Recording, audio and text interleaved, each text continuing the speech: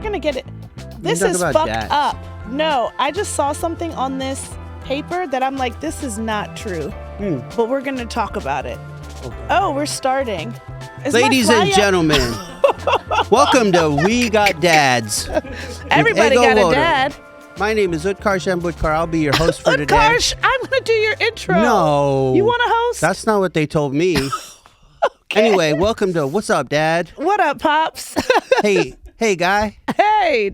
I'm going to do your intro. You deserve it. Fine. Let's do it. And then I'll reveal myself. Okay.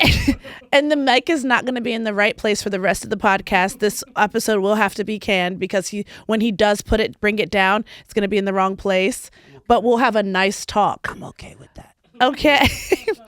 My next guest, from this, you're distracting me and you're making it very hard, and I already struggle with these. My next guest, Utkarsh, I can't look at you. He's being distracting. Fine. Just let's be normal. My next guest is an actor, from the CBS hit show Ghost and his new animated album, Spaceman, A Love Story. It's Utkarsh Ambudkar. Hey. What's up? Hey, Dad. Hi. No, I'm not a dad. What are we doing here then? We're gabbing. I was told I was meeting my father today. Do you not know him? I do very well. What's his vibe? His vibe is as opposite from this one as you can get. So very serious. He's a serious man. He's a scientist, PhD. Doctor. Yeah. Player hater Technically degree. a doctor. Okay. Research biochemist. And he's the kind of guy who will talk to you about science all day, all night. Yeah. But that's about it. No emotions is he giving. He has them for sure, but He learned how to say I love you. Who taught him? I did. Okay, can you tell me more about the first time you said I love you and made him say it back? I think I was 30 and I was like, you guys, I'm fucked up. Like, we have to start saying I love you to each other. If I'd grown up in India, maybe it would be different, but all these white people are saying I love you to each other.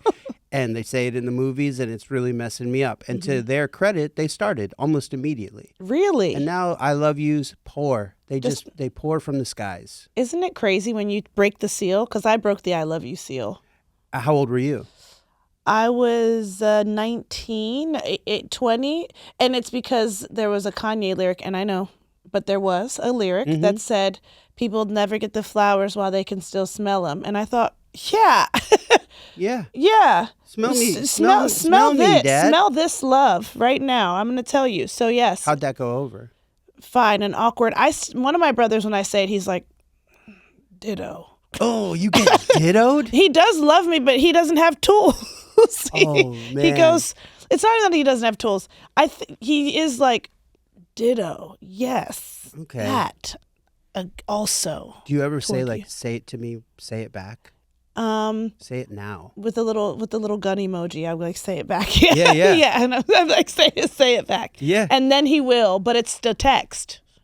You've never gotten audible I love you from him? We need to call him right now. I was going to say, should I call him? He won't answer, but should I call him? What's his name? Screens my calls. We shan't say. Okay. We'll keep him unfamous. I bet it's Barry.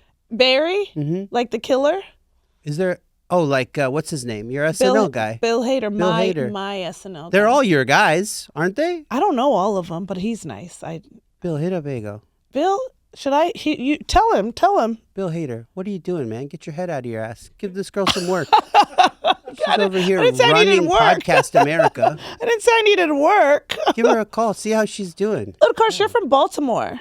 Maryland. Yep, I grew up born in Baltimore. Not Baltimore, Ohio. Not Baltimore, Ohio. But I'm from Baltimore, Maryland also. Uh-huh. And then we moved to Columbia, Maryland. We didn't. And then we moved to Gaithersburg, Maryland. You're a Maryland boy through and through. Did you go to University of Maryland? I didn't. I went to New York University.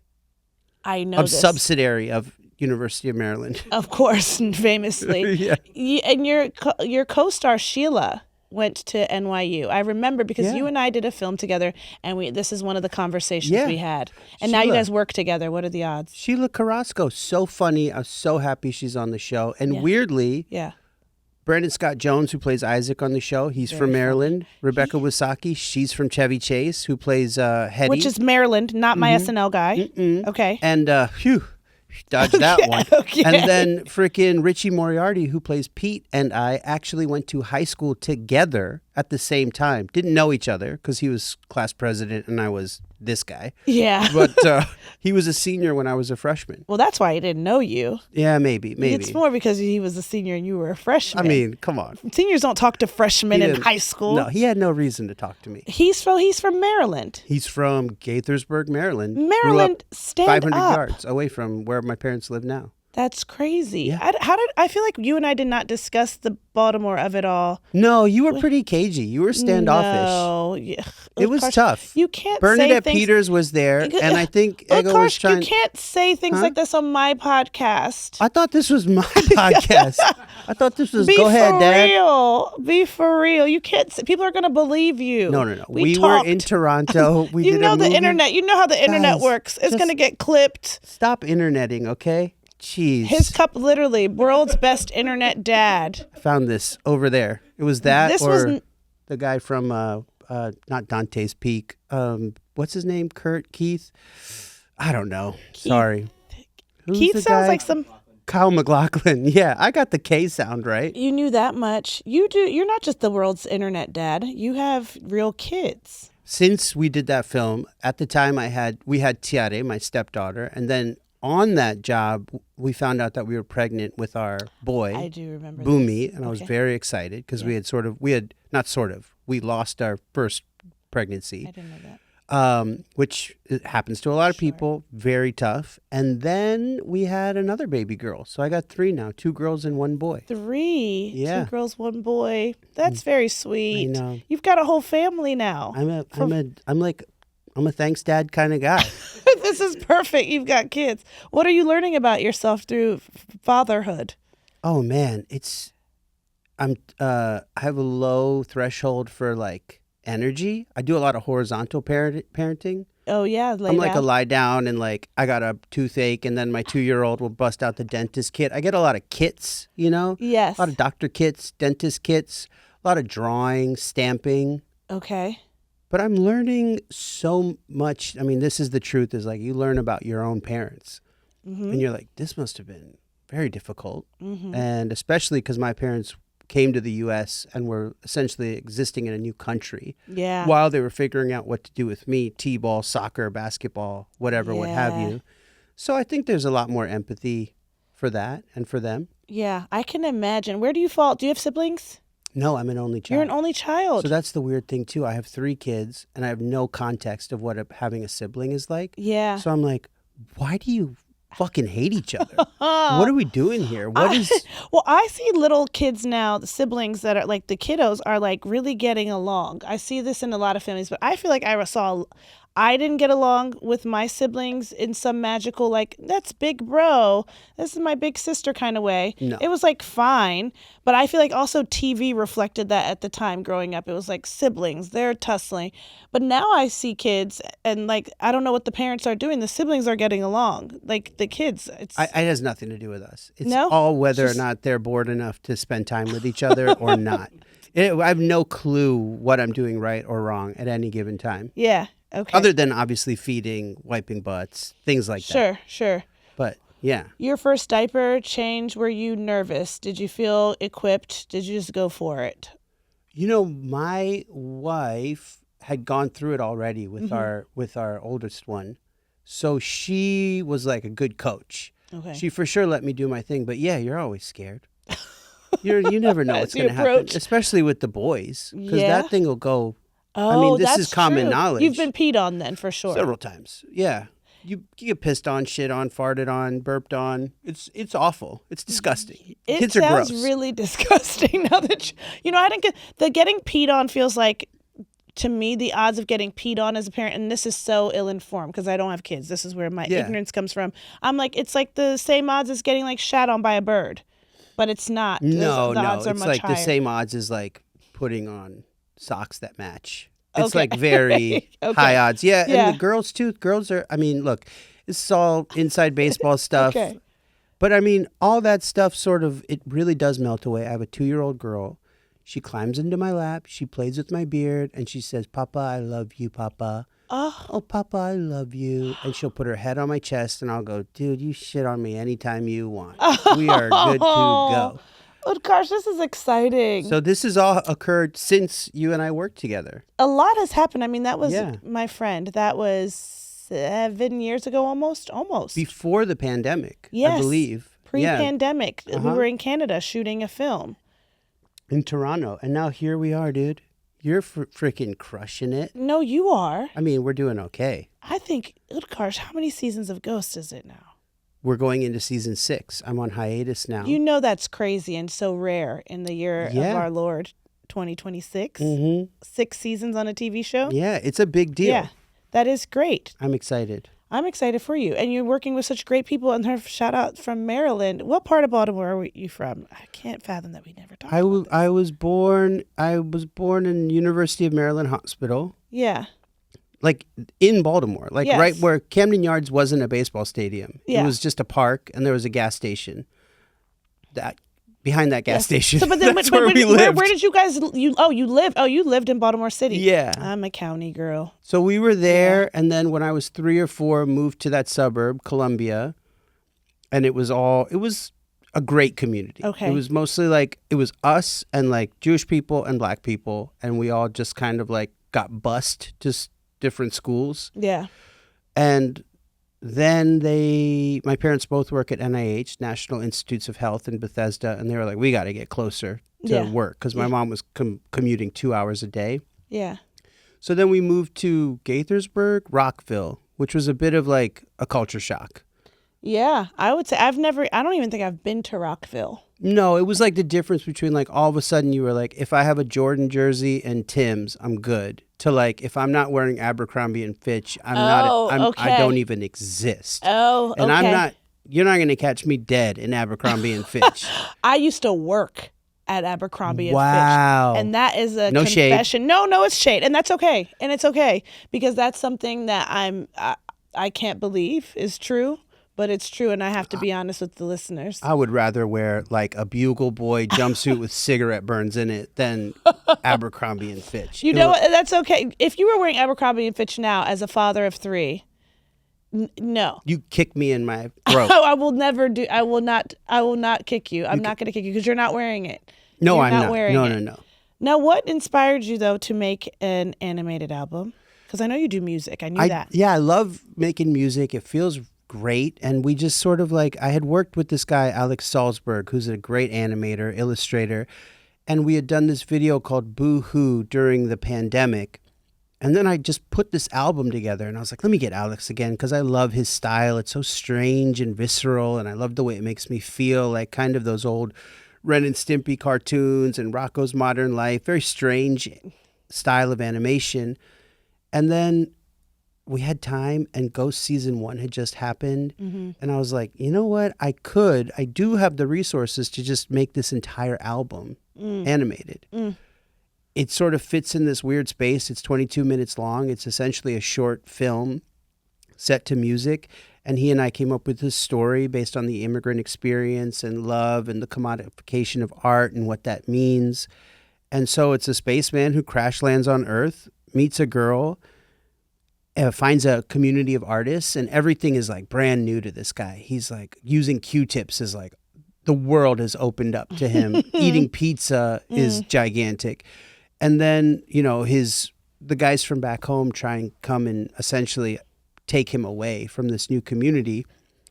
And at the same time, he's being used because he's so unique to make money.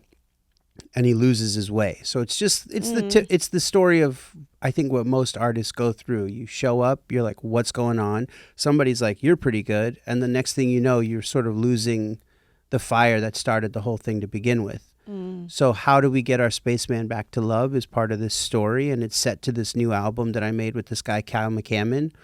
And it came out, when is this going to air, Dad?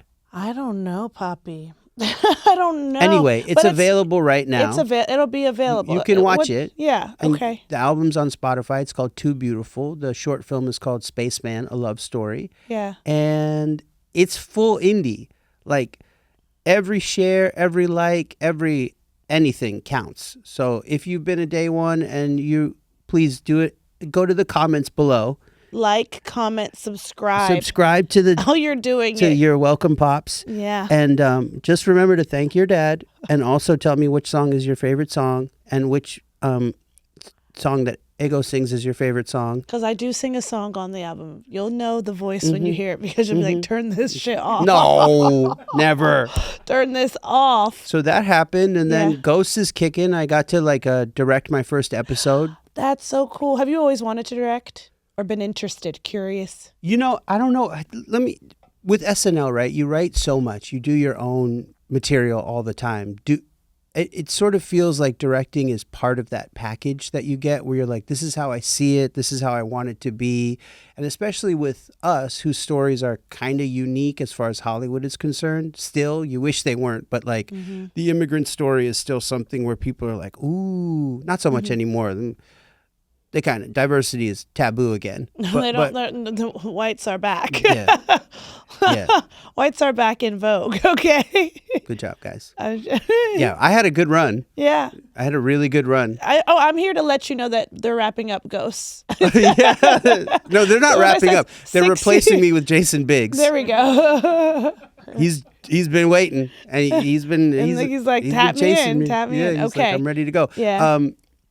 But in wanting to sort of write, create, do that whole multi-hyphenate thing, a lot of times I sit in rooms and they're like, we love the story, we want you to be a part of it, do you have any interest in directing? And the answer, very foolishly, has always been, I've never directed, but I'd love to try, which to a high-level exec at Disney is like, all right, cool, maybe we'll talk later, Yeah. or we'll find you somebody else. Yeah. So I wanted to get that tool in my belt, and Ghosts is the safest, most loving, and really supportive crew that you could ask for. And I know how the show works. I know how my cast operates.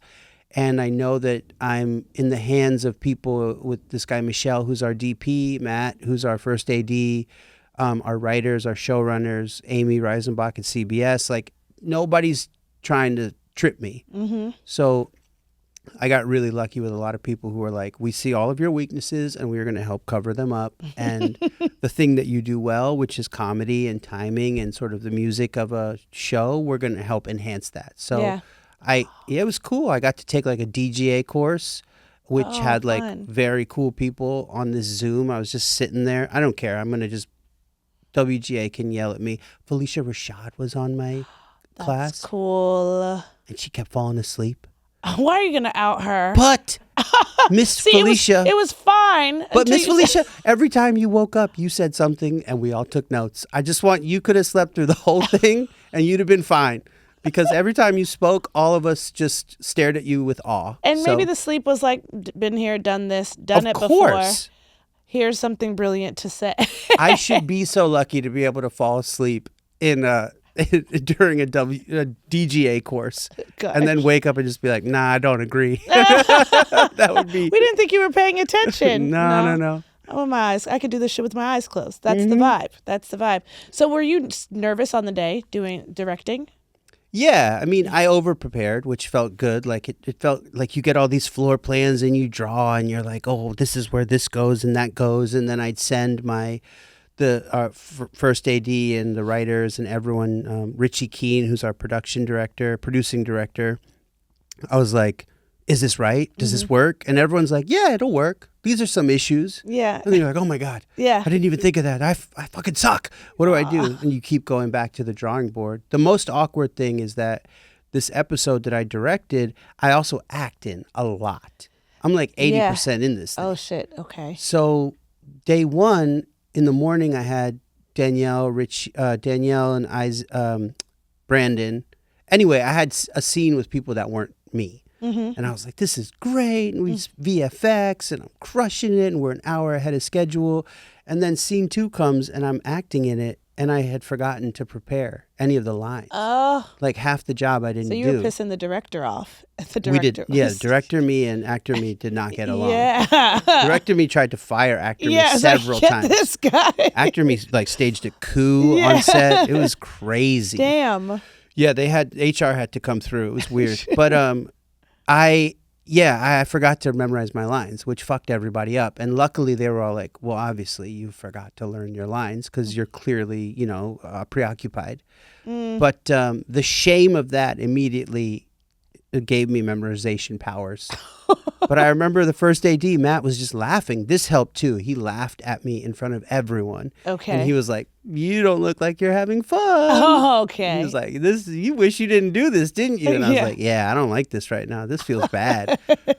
But him laughing and being able to take the piss and that being the general vibe of our set really helps. Yeah. Like, it's not cutthroat. It's not get it done. It's just like, oh, you fucked up.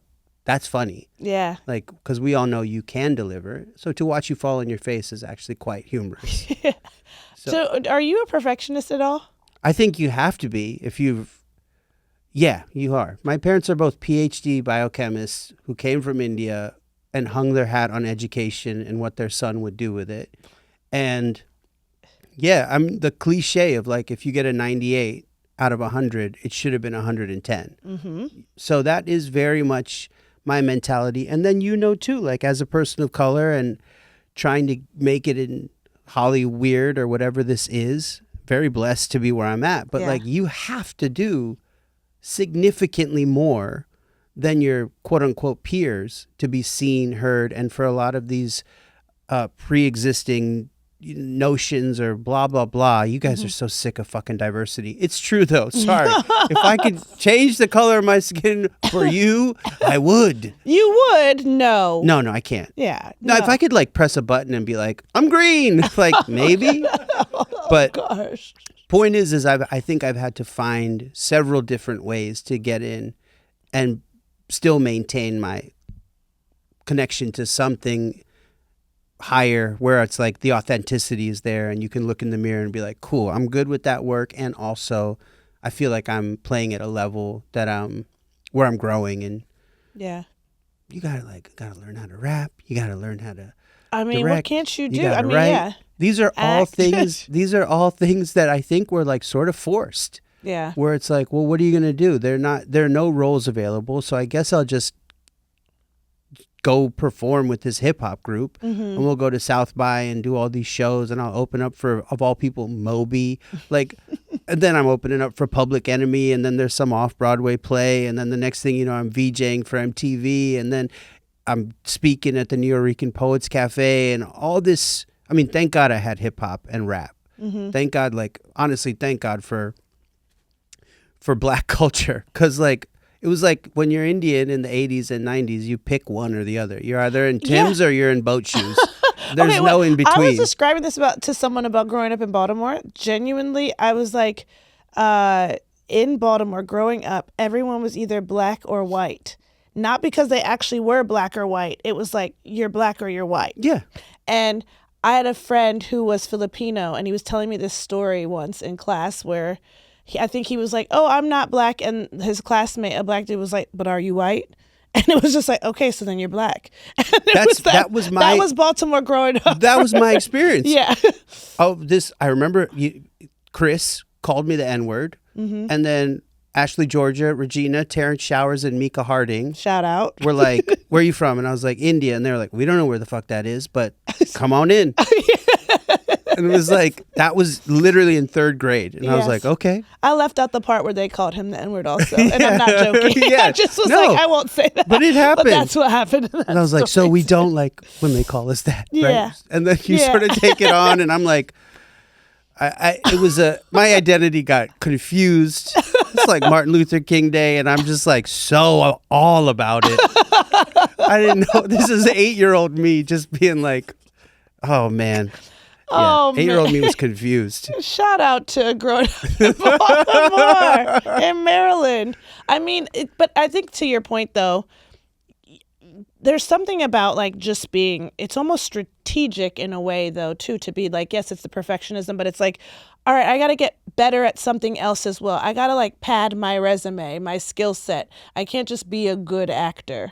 I have to be able to do a lot more than that. Of course. Yeah. And I'm sure you feel the same way. Like, and watching your career grow and seeing you pop and which sketches are really taking off. Like, I know you understand what I'm talking about. Also, it's like, it was really validating. I had my birthday while I was directing. So I turned 42 while I'm on set, learning a new craft, executing something I've never done before at a high level. And it's like, all right, good, dude. Like, you know, you're slower, your knees hurt, but you're still learning. Like, you're still growing as an artist and as a human being, and you're actively fighting off dementia and Alzheimer's. It's good. Come on, new skill. Yeah, man. Come on, new skill. Rewire that brain. But I will say, just to bring it back to the kids, that's the biggest hurdle I've had to jump over is like, my kids are not growing up in the same country or the same community as I did. And so much of that fear or whatever of like, oh my God, they're going to be treated differently. They're going to be looked at a certain way. They're going to be discriminated against, called names. None of that exists. God bless these children. Like in the community where your kids are growing up. Where we are now, because, and part of it is also because they are mixed. So they're like Samoan, white, and Indian. And so they're literally the AAPI. That's like what my children are. Yeah. They just look like these ethereal Moana creatures. So, and they move through the world with this confidence and this ease that I never had. And they have, and I think so much of that is my wife and teaching me how to like let them fall, let them get back up, like instill in them, and me too. Like I want them to be fearless. So whereas, you know, my parents were conservative emotionally in a country where they're like, yo, don't rattle feathers, don't rock the boat. Like, you know, they got robbed really early on, so they were really about safety and like all that stuff. We're like, yeah, go, dude, go, walk, try, run, jump, fall. Let's do this. So that's been the biggest thing to unlearn is like, my kids are different. They're brown in a different world now. Yeah. And also brown in a different way. Yeah, they're truly, brown. In a different way. Yeah. But did you feel like you could confide in your parents growing up though? Yes, I think I always told them the truth. Okay. But it almost never went the way I wanted it to. All right. You know what I'm saying? Yeah. Like, if you're afraid and you're naturally kind of a nervous person, like me telling my mom at 14 that Elaine Goldstein and I are dating, that's a red flag. Yeah, because are you going to marry Elaine Goldstein? Yeah. That's what your mom's asking. Yeah. What are you going to get married? Elaine Goldstein pregnant? Yes. Get her pregnant? And I'm like, I don't even know what you're talking I don't know how buttons work. Yeah. Like, I wouldn't even know what to do if that was, you know, offered to me. I would get scared and probably lie down and go to sleep. Horizontal, that's your thing. I have a nap. Yeah. I have a nap. I was just saying that too. I'm like, napping. I forgot how good napping is for escapism. Yeah. Bye. See you later. Oh, bye. I used to do that all the time. Be like, I'm stressed. I'm going to take a nap. Bill got to get paid. I'm taking a nap. Yeah, you have to. You have to recharge. Take a nap. But we're always honest, which is. I generally have always been like, yeah, just sort of like, hey, I want to be an actor. Well, that's not going to happen. Yeah, but I really want to do it. Well, if you want to do it, you have to apply to 14 different schools and half of them have to be academic. And you do all this acting stuff by yourself because we don't know what it is. So they, you know, I think they supported, but always from a cautious place. The only thing I didn't tell them about was when I was getting wild with like, I'm sober now a long time. Okay. Quite a while. But that part was, I think, jarring for them when I called up and I was like, hey, I got to go to summer camp for 28 days and stuff like that. And did that send them into a panic? I think it devastated my mom. I think it was really scary. And my dad, God bless him, like, I think he was also very scared, but he educated himself completely, like read every book, super supportive. And I think our relationship has only gotten more honest and deeper and like way stronger. Yeah. So it's just us three, right? Yeah. So I don't ever want to alienate them or keep them out of my life and vice versa. I want us to, I mean, they're my parents, right? And in many ways, they're my heroes. They're flawed individuals. They're just human beings like me trying to figure out what, you know, trying not to get pissed on by your kids. Basically, it's like just that simple. Dodging. Yeah. So, you know, hopefully they see that I'm trying to like instill in my children the same kind of their good qualities, right? Right. And sort of shift away from the stuff that wasn't working for us as a family. Yeah. Did you feel, obviously, the cautiously supportive in your performance endeavors, they were. Did you get to study whatever you then wanted? Because I know you said you had to go to college that was like academic adjacent. No, I got when I got into NYU for acting. It was for acting. Yeah, okay. they were like, "Oh, that's a good school." Okay. All right. And I was like, we know that one. Okay. Okay. I was like, I guess I'll go to New York. And so I went there and just sort of tried to figure it out. Yeah. Okay. Yeah. I love how close you guys are and how. Yeah, the thing they don't tell you is like they came up with one person to take care of. And now I got to take care of two. So it's not fair. They could have had some more kids. And do you wish you had siblings for real? Now I do. Because seeing your kids makes you. I think siblings would have been a huge asset to generally my entire upbringing.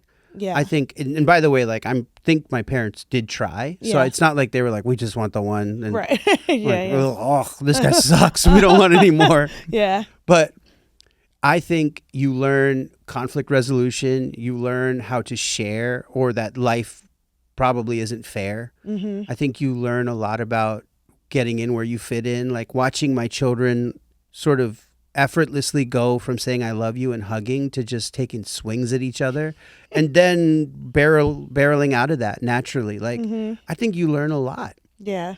I also at this age, we're like, I have a young family. I'm working 7 months out of the year in Montreal. I've got a lot of beautiful blessings that come with responsibility at home. And my parents live across the country in Maryland. Like, you want backup. I want to be able to call little sister and be like, yo, fucking go check on mom and dad. Like, go help them with the mattress. Yeah. Like, yeah. I want like the mattress. Go, dude. They need that mattress flipped. Go change the filters for the AC. Yeah, another conversation I was just having about basic shit. Parents' mattress. I need you to go see if the contractor's like doing the bathroom stuff, like whatever it is. Like I wish I had backup. Yeah, that is nice to have the shared responsibility, and then it would just be an annoyance though if you had a sibling, which I know some people do, who's like, this sibling is not helpful. Well, that's why you have more than one sibling. You gotta How have, many do you have? I have 3. So there's 4 of you There's total. 4 of us total. That's dope because 2 of them can fuck off as long as you have and you at varying and somebody times, else. I feel like each of us are like, okay, we've fallen off. You two have, you guys are tagged in. It is nice, and that's not to rub it in your face. You've done well with the children. Thank you. You've done well. I don't know them. They just sound delightful. They're cool. They're good kids. Did you always know you wanted to be a dad? Yeah, I think so. Yeah. Thanks, Dad. You're welcome. I think I was always interested in it, and then it's not for everyone, obviously, but then I think it was it's my bag. I like it. I enjoy I just like having little me's running around. Oh, and we get to hang out and be besties and be besties. It's fun. Do you want your kids to see you as a friend? No, like, no, I want them to be fucking terrified of me. Lies. I want them to shiver and quake. Imagine being scared of this guy. I want them to feel my power. No. And fear my wrath. Yeah, I want them to trust that they can come to me with anything. And we do these things, and it's really helpful. Do you know how much I love you? Yes. Do you know I'll always be there for you? Yes. Do you know that you can tell me anything? Yes. Do you know that I pooped my pants today? No, you didn't. Yeah, I did 3 times. Like, I try and like... You're the one pooping your pants. I try and shit my pants often so that they don't feel like it's a thing they should be ashamed of. You've shit your pants 3 times in a day. Who am I to judge? Because I certainly have. Come on now. and I shit my pants and they look at me and they go, thanks, Dad. Oh, it's great. Thank you for these plugs. No, I try. I just try and instill a feeling of freedom and bravery, and like being afraid is okay. Yeah. Like, we're gonna walk as far as we can walk, and if we get too scared, we're gonna walk back together, and we're gonna keep going one step further every time until we get to where we gotta be. Dang, you got it on lock. Did you read this stuff in a book, or this is off the top of the dome experience? I think what are we? It's some combination of both. But for me, like, I just wanted somebody to tell me to swing. Yeah. Just swing. What were you being told? If you weren't being told to swing, was it like, be careful, be careful, be careful? I think it was like a lot of be careful and a lot of just like after the fact. Like you strike out and someone's like, just swing. And it's like, yeah, I know. But we all know it's so hard. You have to train someone's heart, mind, muscle to be brave, to face the thing. Otherwise, you freeze up every single time. Like if we didn't know what to do with a mic, every time we were in front of a mic, even if we had this talent, we'd be like, no. You get scared, you start sweating, you start shaking. I don't know if that's how I used to be. Yeah. Even at the beginning, knowing I wanted to do it, I was so afraid. Yeah. And I didn't really have anyone to be like, yeah, that's how it goes. We're going to keep going. I kind of had to do that by myself. So they don't need to. Yeah, I love that. I love that what you're instilling in them. I'm finding it fascinating though that even with the fear, don't hide. Yeah. Don't hide, it's okay. Even with the fear of pursuing this, you still did it. And so what do you think that was inside of you that made you, with all the fear and the shaking and the sweating, to like still pursue this? Because it's so easy to not.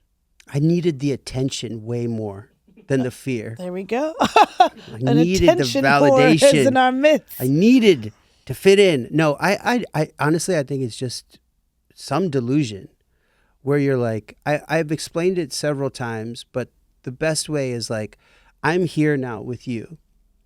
And I'm existing. I go to the grocery store. I go pick up the kids. I drop them off. I do all that.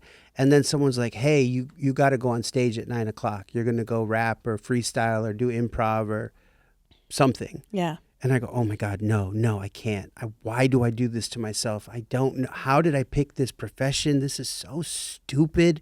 Like, I'm sick.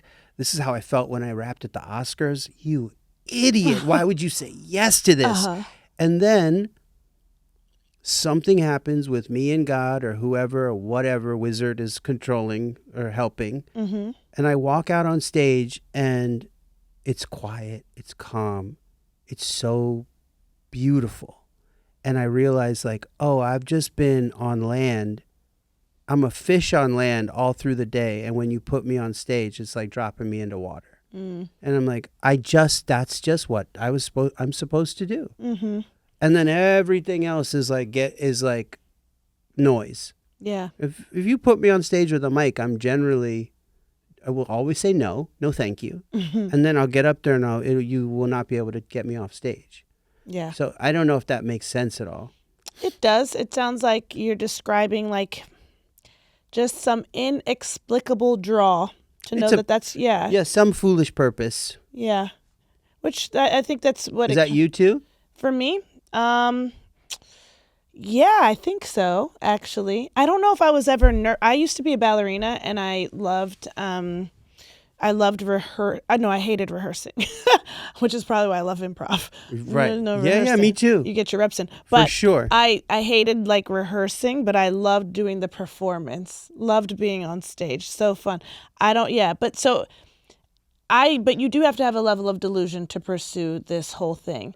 Oh, yeah. If you hadn't done this, would you do something else? Like, is there not a plan B? You don't have to say you had a plan B, but like, is there something else that you would have done that's not on stage that you might have been able to enjoy? I think it's obvious. I would have been probably point guard in the NBA. I think I would have. I'm not one to tell anyone they can't achieve Probably one thing. Probably would have been starting point guard for the Washington Wizards. Totally. National Basketball League. Totally. Professional. Great.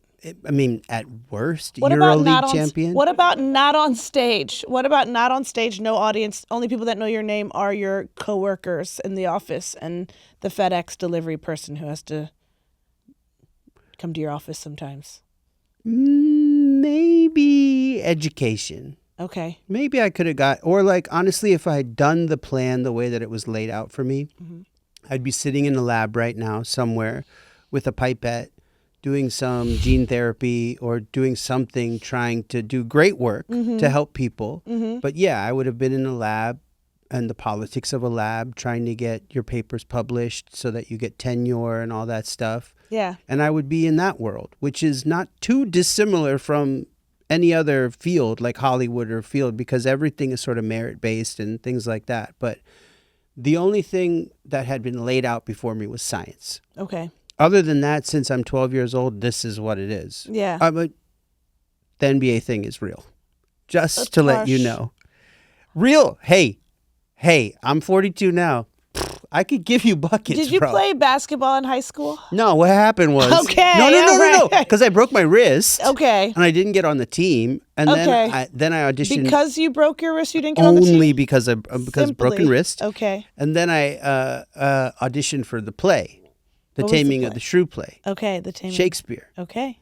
And that's when I caught the bug, and I was like, "This is quite frankly, comes way easier to me." Than basketball, because it's about community. Whereas in basketball, I'm hurting a lot of people's feelings. Basketball's not about community. I'm in the state of constant domination. The power is getting to my head. Whereas the way theater I wish we had a basketball here right now and a court, and we could cut to it. Do you play? No. Oh my God. I barely.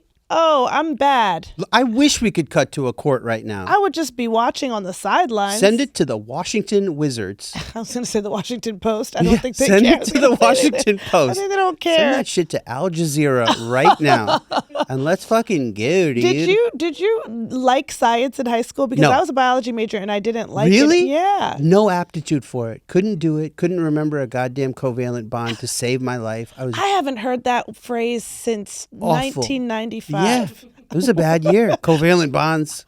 I'm always, when I'm telling people, I'm like, I don't know anything. Photosynthesis, Calvin cycle.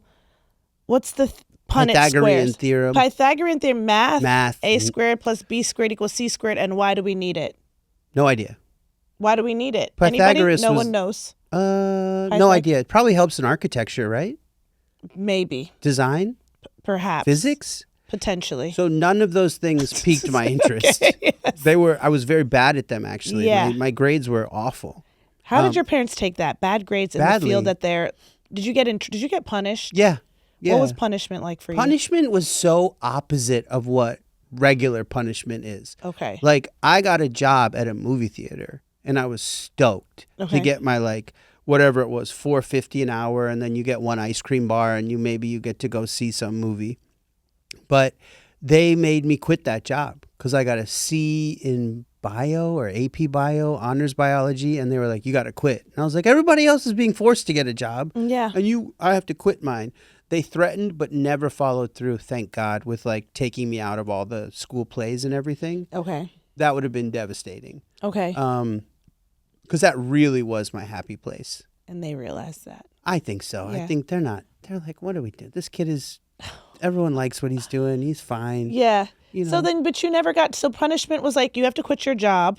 You I'm don't have sure to work I was anymore. grounded. I'm sure Yeah. things were taken away, but I'm going to be honest. I didn't, it was conservative. They were safe. Oh, gotcha. So I didn't get a car till way later. I didn't get a license till later, like the normal people. My curfew was always much earlier than everyone else's. So there wasn't a lot of things to punish. Yeah. You know what I mean? Yeah, yeah. Did you go to prom? I did go to prom. Do you remember what it was like for you? I thought it was fun. Did you go to prom? I did go to prom. I love how you're like, yeah, sure, prom. Well- Because it's such a thing for people being like, oh, my high school prom. And I remember being like, yeah, cool. That's kind of, I'm like, sure. It was fun. I think it was a huge deal for me at the time. I think I very much thought I was going to marry the person that I went to prom with. Really? And be That's with so them cute. forever and ever. I really did. You did? For because you were sure. in a relationship, or you thought that's what prom represented? No, we were like boyfriend and girlfriend. Okay. And I was it was first girlfriend, not first love, that type of thing. Yeah.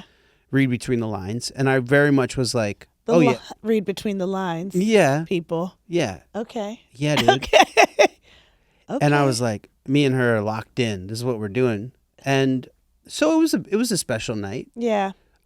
Homecoming freshman year was a different story. I went with somebody. My parents don't know anything. And this girl was like, let's go as friends. I was like, cool. And I didn't bring a corsage because I didn't know. Yeah. I showed up with a Tasmanian devil tie and an oversized suit And I was like, let's go. Halloween costume. Yeah.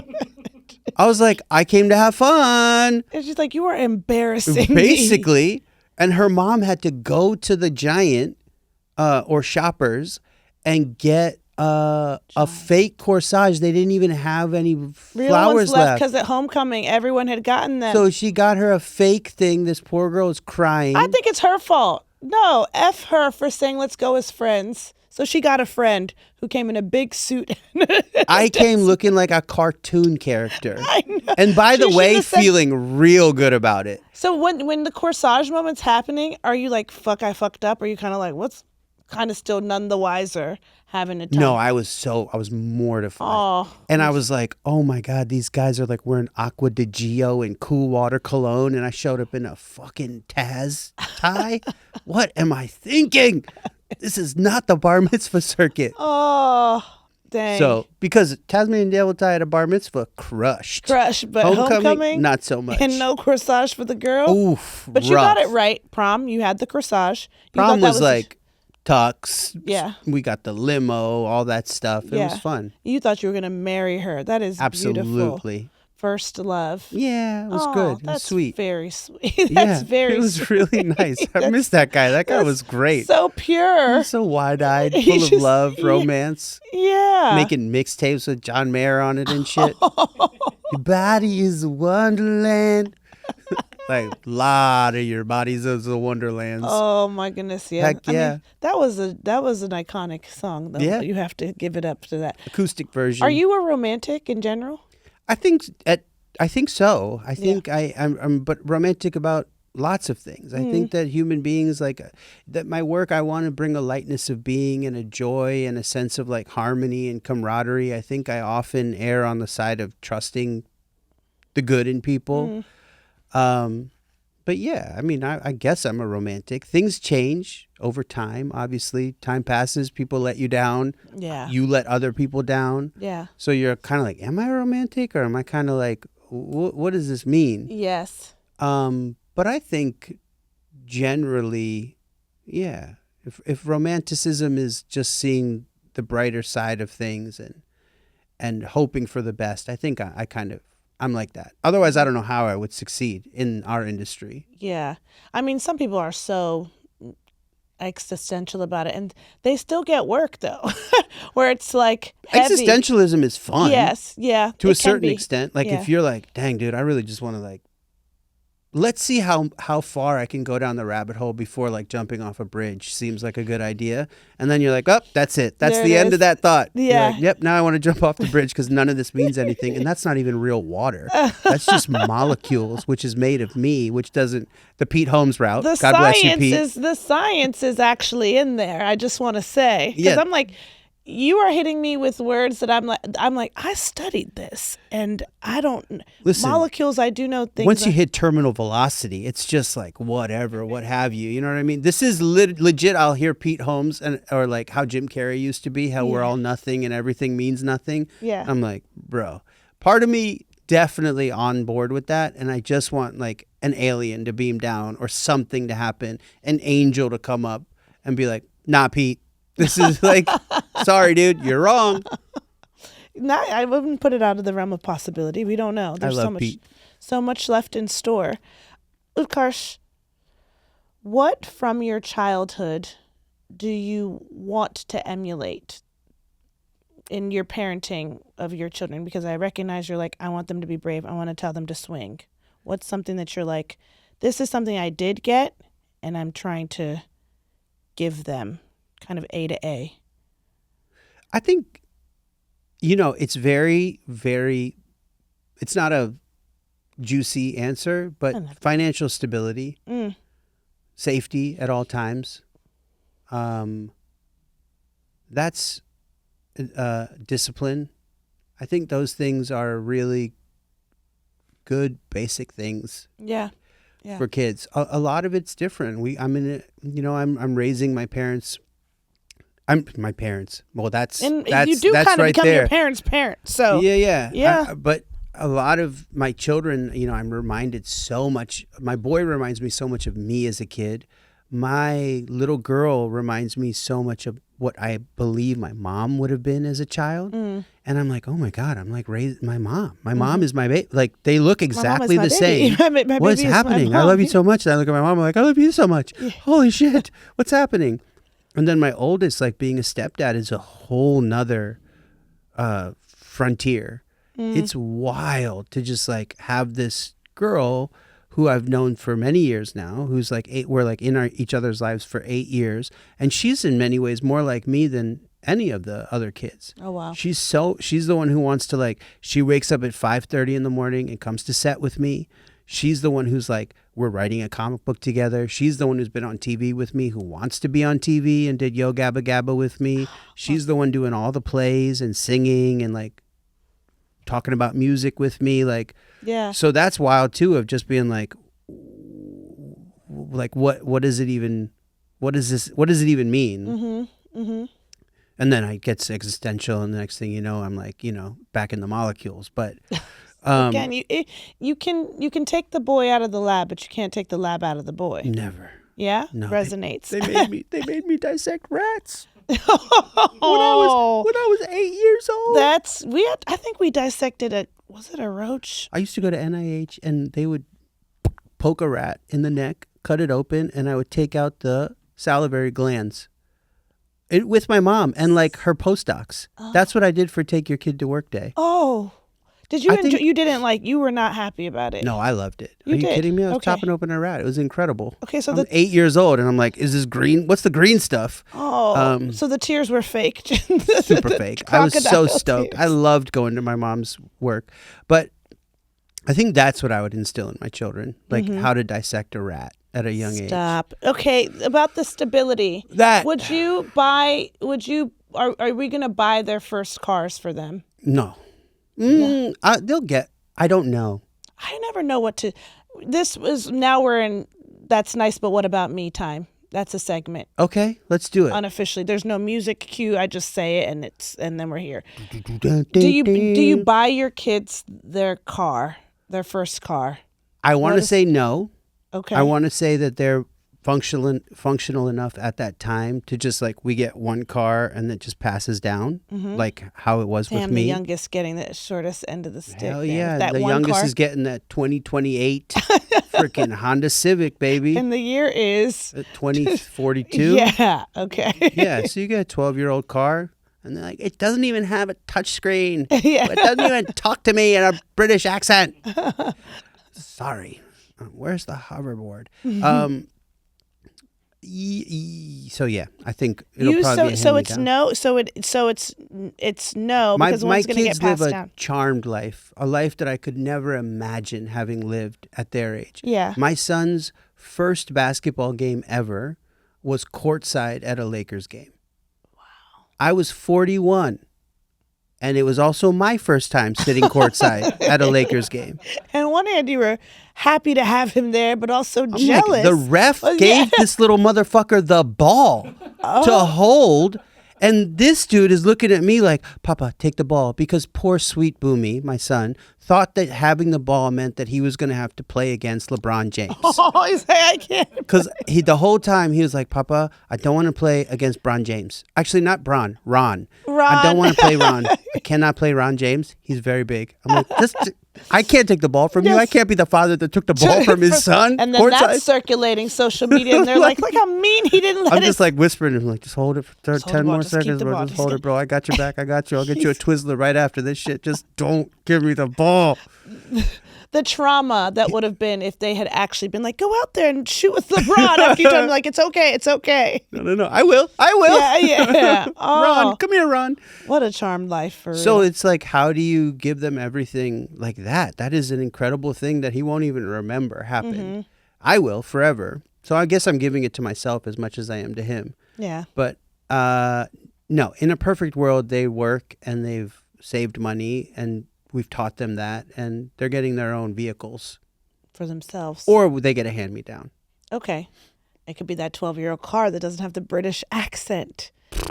Sounds to me, I don't know. I don't have kids, so it doesn't matter what I think, but sounds to me like you and your wife are doing a lovely job. So Yeah, she's a beast. yeah. She's so good at it. Yeah. Yeah. You learn a lot from her, it sounds like. I learned how to be adventurous, for sure. She's the one who got the whole family to bungee jump in New Zealand. We jumped off a bridge. I'm not jumping off the kids? bridge. Not the kids. My 11-year-old, she was 10. Okay. My 10-year-old jumped off a bridge with a bungee cord attached to her. Like my kids zip line in Montreal, and I mean they zip line like 60 feet in the air. I'm on the ground. Oh, I'm scared. My 3-year-old, when Boomy was 3, he was doing Space Mountain. Yeah. Like they're just different kids. Yeah. Oh, And brave. yeah. For sure. It's cool. Yeah, that's so cool. Thank you so much, Utkarsh. Hey, guys, thanks for being here with me and Ego on Thanks, Dad.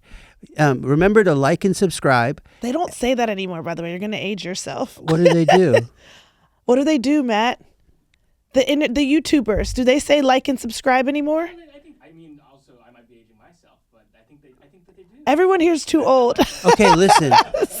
You wherever your podcasts are available, you can just eat this up. Okay, she's had some great guests like Bowen Yang and Will Ferrell and Utkarsh and me and Ambudkar. former President Gerald Ford. 3/4 of Boys to Men. Yeah, that was a juicy one, guys. Look out for that episode. She's crushing How did you know? I wish. Did you actually have Boys to Men? No, motherfucker. Oh!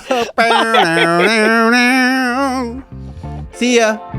Thanks, Dad is a production of Will Ferrell's Big Money Players and iHeart Podcasts. I'm your host, Ego Nwodim. Our producer is Kevin Bartelt, and our executive producer is Matt Apodaca.